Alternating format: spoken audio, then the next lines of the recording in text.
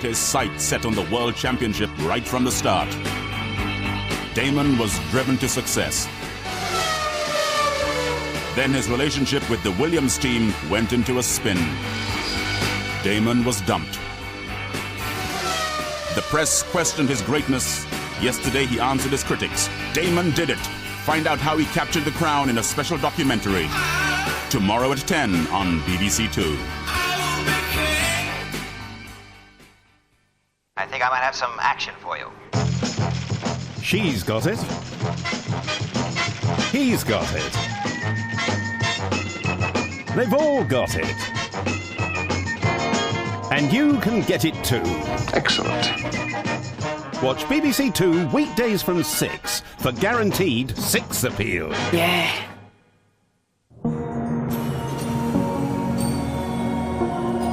Martin Lewis quizzes the stories that have made headlines in 5 minutes. First on BBC Two, a summary of the news with Moira Stewart.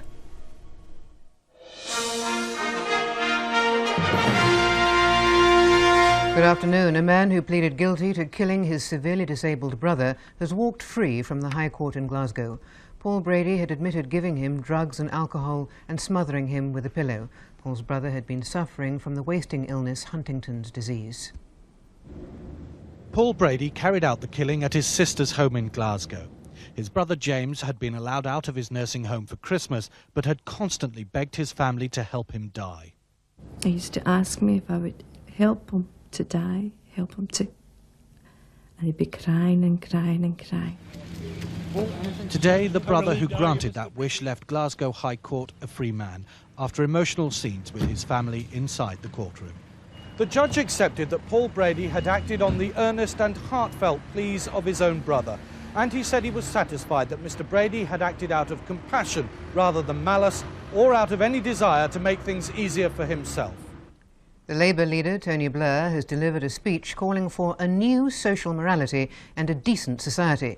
Mr. Blair, who's in South Africa, attacked what he describes as the bad manners and selfishness that exist in Britain, and he rejected criticism that he's seeking a return to so-called Victorian values. The House of Commons Speaker Betty Boothroyd has told MPs that allegations about cash for questions must be resolved as soon as possible.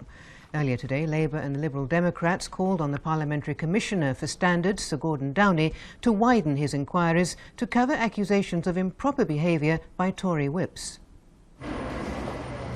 Peter Thurnham, the Conservative MP who defected at the weekend to the Liberal Democrats, joined up with Emma Nicholson, Paddy Ashdown's other recruit from the Tories, to help put pressure on the government for the fullest inquiry into allegations about sleaze at Westminster.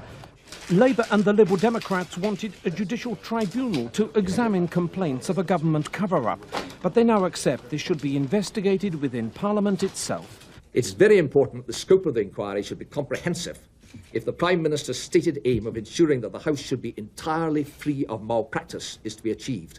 A formal request has already been made to the Speaker, Betty Boothroyd, for a full investigation into the allegations that the government tried to organise a cover-up. And on the issue of payments to Neil Hamilton, both Labour and the Liberal Democrats are insisting that the Commissioner, Sir Gordon Downey, must examine the much wider controversy over cash for questions. A hospital in northwest London has told GPs that it won't accept their emergency patients if they're older than 75. Hillingdon Hospital in Uxbridge says there's been a significant increase in emergency referrals of elderly patients, and it's taking action to avoid further problems. More children in England die from solvent abuse than from taking heroin or ecstasy, according to the Health Education Authority. It says one teenager a week dies from sniffing glue, gas or sprays, and a campaign has been launched to warn parents of the danger signals. That's it for now. There's more from the newsroom at 6 o'clock on BBC One.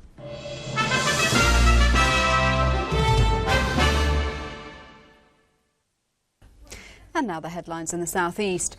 A West London hospital is refusing to accept emergency admissions from patients over 75 because of a cash crisis. Hillingdon Hospital has told GPs in Ruislip, Northwood and Harefield that they'll have to refer elderly patients elsewhere. The hospital has had to close its accident and emergency department 3 times in the last month. It blames the bed crisis on delays in discharging elderly patients. A London woman who died in a cable car accident in Canada has been named as 46-year-old Helen Toombs. She was killed after the car broke loose from its tether and crashed into a wall. 2 women from Essex were among 15 tourists injured in the crash in Quebec City. Mark Bosnich, the Aston Villa footballer who sparked controversy with a Nazi-style salute during his club's Premiership match at Tottenham, has publicly apologised to the Spurs supporters. He's issued an open letter saying it was a light-hearted gesture, not intended to cause offence.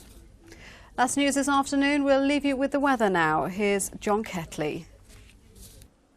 Good afternoon to you. There's a narrow band of heavy rain out in the west at the moment. It's moving extremely slowly eastwards, and then we've got some clearer weather following across Ireland, as you can see on the radar screen here. So Northern Ireland improving pretty rapidly at the moment, with some sunshine to end the day.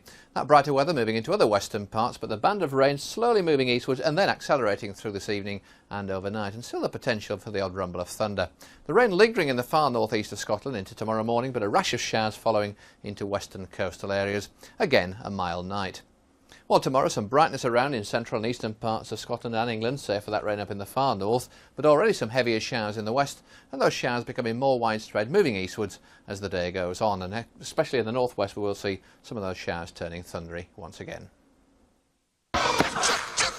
It's what you're looking at. Sick of dry TV, sick of dull TV, sick of square TV. Hungry for 120 minutes of comedy, soap, superstars and music with flavour? The A-Force. Friday, 11:15, BBC 2. The revolution will be televised. Can you handle it?